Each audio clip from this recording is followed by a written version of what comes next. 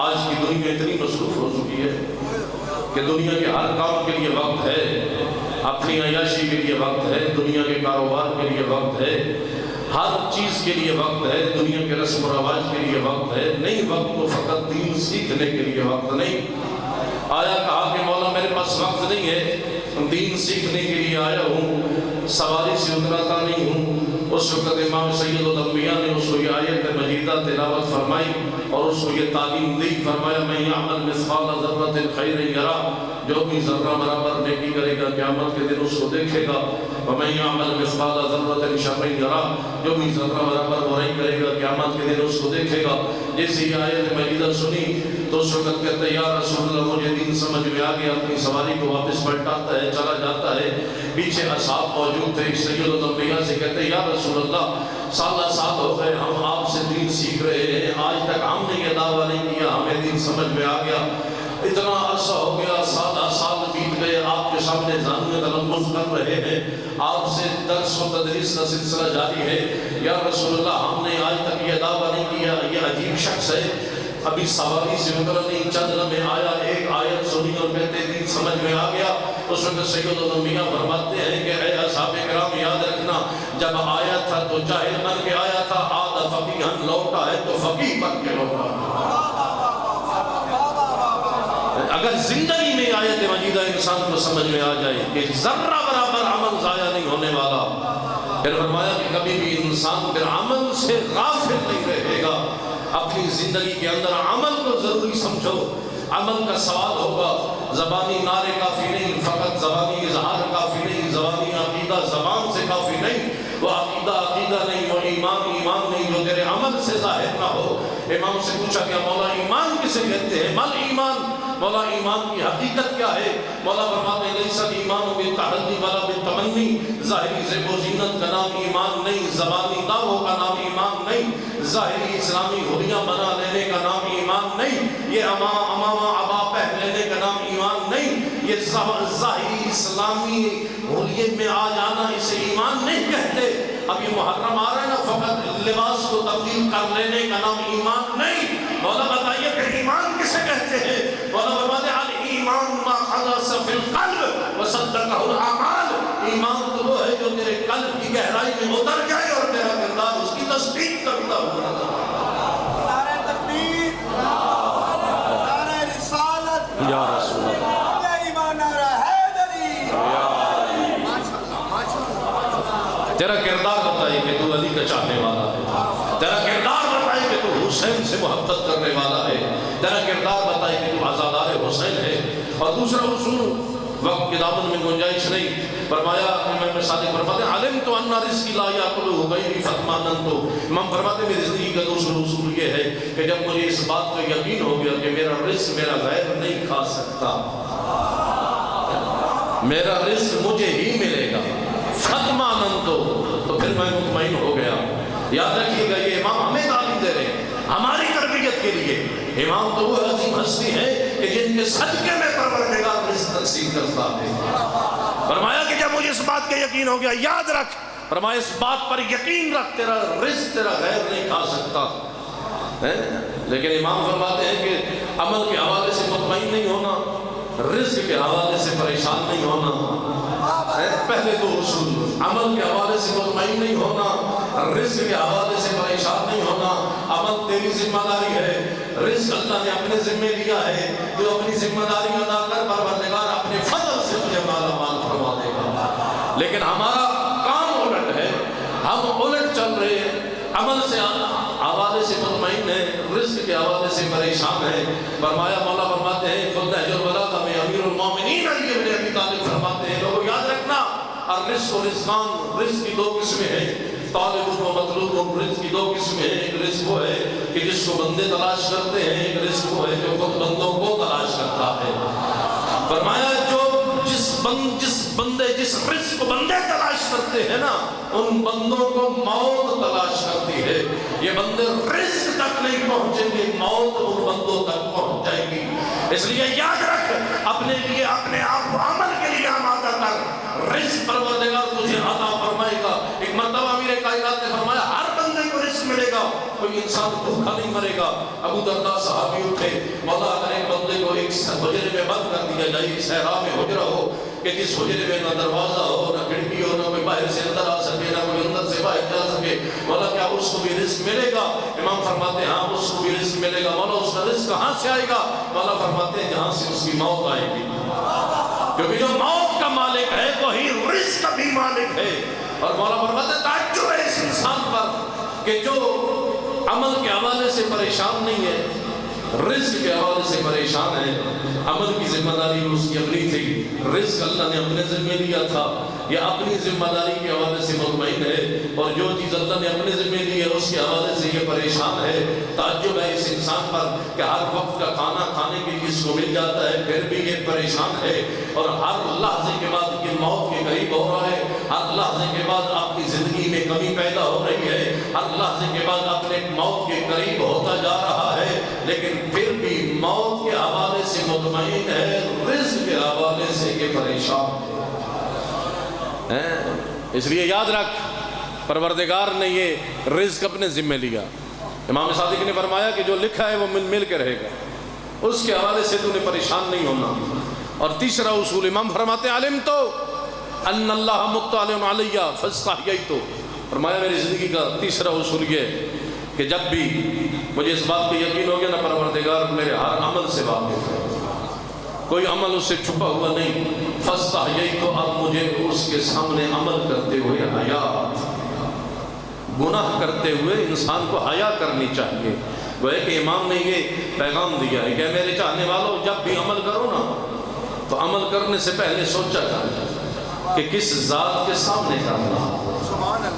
وہ ذات کتنی عظیم ذات ہے کہ جو انسان کے ہر عمل کو دیکھ بھی رہی ہے، جو ہر عمل کو سن بھی رہی ہے، وہ یہ بھی جانتی ہے یہ کرتا کیا ہے، وہ یہ بھی جانتی ہے یہ بولتا کیا ہے، وہ یہ بھی جانتی ہے یہ سوچتا کیا ہے۔ اس لیے فرمایا کہ یاد رکھ عمل کرتے ہوئے یہ دیکھا کر کہ وہ ذات مجھے دیکھ رہی ہے، اور یہ انسان کی فطرت میں ہے کہ جب بھی کوئی دیکھ رہا ہو نا انسان اس کے سامنے گناہ نہیں کرتا۔ چھوٹے سے چھوٹا بچہ ہو نا سامنے، اس کے سامنے انسان گناہ نہیں کرتا، کیوں؟ وہ بچہ دیکھ رہا ہے، اس بچے کا حیا ہے، کیا رب کا حیا نہیں؟ یہ کیمرے لگے ہوتے ہیں نا، کیمرے، انسان کہیں کسی مارٹ میں گیا، کسی شاپنگ مال میں گیا، لکھا ہوا ہے کیمرے کی نگاہ آپ پر ہے، موٹر وے پر گیا، لکھا ہوا ہے کہ کیمرے کی نگاہ میں ہے، آپ اپنی سپیڈ کو کنٹرول کیجئے۔ نہیں دیکھا کیمرہ ہے یا نہیں، لیکن جیسے یہ دیکھا نا کہ کیمرہ لگا ہوا ہے، لکھا ہوا ہے، یہ لکھا ہوا دیکھ کر بھی اتنا اپنے آپ کو محتاط کر لیتا ہے کہ اپنی سپیڈ کو کنٹرول میں کر لیتا ہے، اپنے آپ کو کنٹرول میں کر لیتا ہے، کیوں؟ بھی کیمرے کی آنکھ لگی ہوئی ہے، مجھے دیکھا جا رہا ہے، میں اپنی لمٹ سے آگے نہیں بڑھوں گا۔ یہ کیمرے کا حیا ہے لیکن رب کا حیا نہیں، کہ جو ہر لحظے کے اوپر انسان کو دیکھ رہا ہے، یہ عمل کیا کرتا ہے، یہ سوچتا کیا ہے، یہ بولتا کیا ہے۔ یاد رکھ لے انسان عمل سے پہلے یہ دیکھ وہ ذات جس نے حساب کرنا ہے وہ اتنی باریک بین ہے کہ جو چھوٹے سے چھوٹا عمل بھی اس کے سامنے سے وقف ہی نہیں۔ ایک استاد نے نا اپنے شاگردوں کو کہا کہ کل کا جب دن آئے نا تو آپ نے کلاس میں آنا ہے تو اپنے ساتھ ایک مرغی کے لے کے آئیں، ہر بچہ اپنے ہاتھ میں مرغی لے کے آئے اور مرغی ذبح کر کے لانی، اور ایک شرط یہ ہے کہ مرغی کو ذبح کہاں کرنا ہے، وہاں کرنا ہے کوئی دیکھ نہ رہا۔ دوسرے دن جب طلوع ہوا کلاس لگی، ہر بچے کے ہاتھ میں، ایک ہاتھ میں ذبح شدہ مرغی، دوسرے ہاتھ میں خون آلود وہ چھری، بچے اکٹھے ہو گئے۔ ایک بچہ تھا جو زندہ مرغی لے کے آ گیا، جو استاد کا بڑا قریبی بھی تھا، بڑا لائق بھی تھا۔ اب شاگردوں کو موقع ملا، استاد محترم کے سامنے شکایت لگائی کہ استاد محترم آپ نے تو کہا تھا کہ ذبح کر کے لانی، یہ آپ کا بڑا چہیتا شاگرد اپنی مرغی کو زندہ لے آیا، بچا کے لے کے آیا، آپ کی حکم عدولی کی ہے۔ شاگرد کو بلایا گیا، استاد محترم نے پوچھا کہ میرے شاگرد آپ کو کہا تھا کہ مرغی ذبح کر کے لانی ہے، آپ مرغی زندہ لے کے آئے، باقیوں نے تو اطاعت کی ہے، آپ نے نافرمانی کیوں کی؟ اس وقت شاگرد نے کہا استاد محترم میں نے نافرمانی نہیں کی، آپ نے ایک شرط لگائی تھی مرغی وہاں ذبح کرنی ہے جہاں کوئی دیکھ نہ رہا ہو۔ استاد محترم میں چھری اٹھا کر مرغی اٹھا کر جس کونے میں بھی گیا کوئی انسان تو نہیں دیکھ رہا تھا، لیکن ایک ذات تھی جو مجھے دیکھ رہی تھی۔ اللہ اکبر، یا رسول اللہ، اللہم صلی اللہ علیہ وسلم۔ بس ختم کر رہا ہوں۔ چوتھا اصول مولا فرماتے ہیں علمت ان الموت حق، فرمایا جب اس بات کا یقین ہو گیا نا موت برحق ہے، مولا فرماتے ہیں فاستعددت، تو پھر میں نے اپنے آپ کو موت کے لیے آمادہ کرنا شروع کیا۔ یہ زندگی کے 4 اصول ہر مومن، ہر شیعہ کے، امام تو معصوم عن الخطا، ہر قسم کے گناہ سے پاک، ہر قسم کی نجاست سے دور، لیکن ہماری تربیت کے لیے یہ الفاظ امام کے کہ یاد رکھ زندگی کا پہلا اصول کہ عمل ضروری ہے، عمل کے بغیر نجات ممکن نہیں۔ مومن فقط زبانی دعووں کا غازی نہیں ہوتا بلکہ میدان عمل کا غازی ہے۔ اور دوسرا اصول کہ اپنے رزق کے حوالے سے پریشان نہیں ہونا، رزق کے حوالے سے مطمئن رہنا، کیوں اس خالق نے اپنے ذمہ لیے رزق لکھا ہے اور آل محمد کے صدقے میں وہ رزق اللہ تقسیم کرتا ہے۔ اور تیسرا اصول فرمایا کہ عمل کرنے سے پہلے یہ دیکھا کر وہ ذات تجھے دیکھ رہی ہے، ہر عمل سے واقف ہے، اور پھر عمل کرنے سے پہلے یاد رکھ یہ دنیا ہمیشہ رہنے والی نہیں، ایک وقت آئے گا جب یہ دنیا ختم ہو جائے گی۔ اس لیے یاد رکھ لے یہ موت برحق ہے۔ افضل الزہد ہوا ذکر الموت، افضل ترین زہد موت کو یاد کرنا، افضل الذکر و ذکر الموت، افضل ترین ذکر موت کو یاد کرنا۔ مولا فرماتے من کفر ذکر الموت قلت رغبتہ فی الدنیا، جو کثرت کے ساتھ اپنی موت کو یاد کرتا ہے نا پھر اس کا اس دنیا میں دل نہیں لگتا۔ بس عزادار ایام عزا قریب ہے نا، یہ عزاداری سنت پیغمبر۔ ایک مرتبہ جب امام حسین کی علیہ السلام کی ولادت باسعادت ہوئی ہے نا، جناب خاتون جنت نے اپنے بیٹے حسین کو اٹھایا، اپنے بابا کی بارگاہ میں آئی، سید الانبیاء کی گود میں دیا۔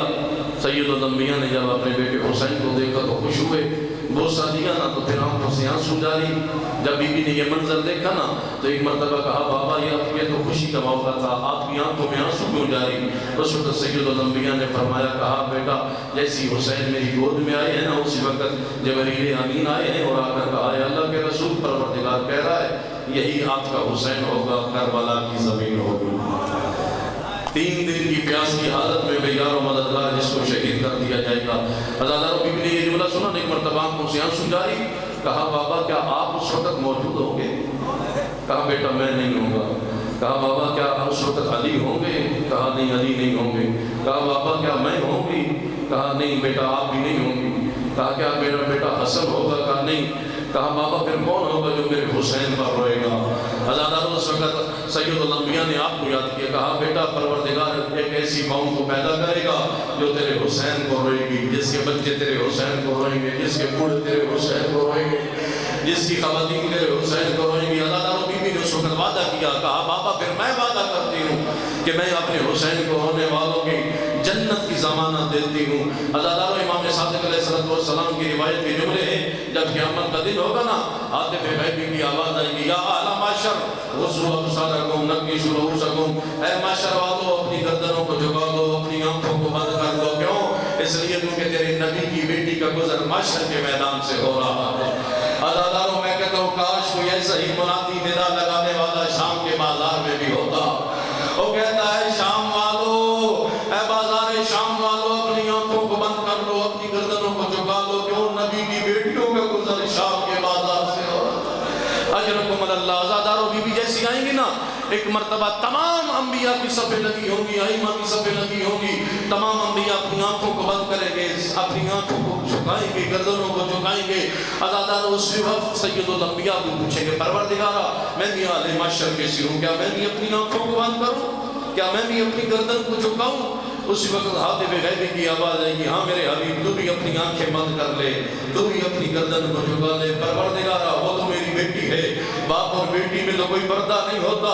عزادارو ہاتف غیبی کی آواز آئے گی ہاں میرے حبیب باپ اور بیٹی میں کوئی پردہ نہیں ہوتا، لیکن اے میرے حبیب تیری بیٹی اس حالت میں آ رہی ہے نا، اگر تو دیکھے گا تو برداشت نہیں کرے گا۔ عزادارو روایت کے جملے ہیں، بی بی معاشر کے میدان سے گزرتی ہوئی جنت کے دروازے پہ کھڑی ہو گئی، ایک مرتبہ ہاتف غیبی کی آواز آئی ہے میری کنیز جنت میں داخل ہو جا۔ بی بی فرمائیں گی پروردگارا امت والوں کو بتاؤ زہرا کا مقام کیا ہے۔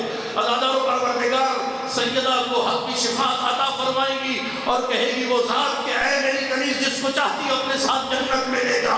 عزادارو اس وقت سید الانبیاء پوچھی ہے میری بیٹی فاطمہ میری امت کی شفاعت کے لیے کون سا سامان لائی ہے؟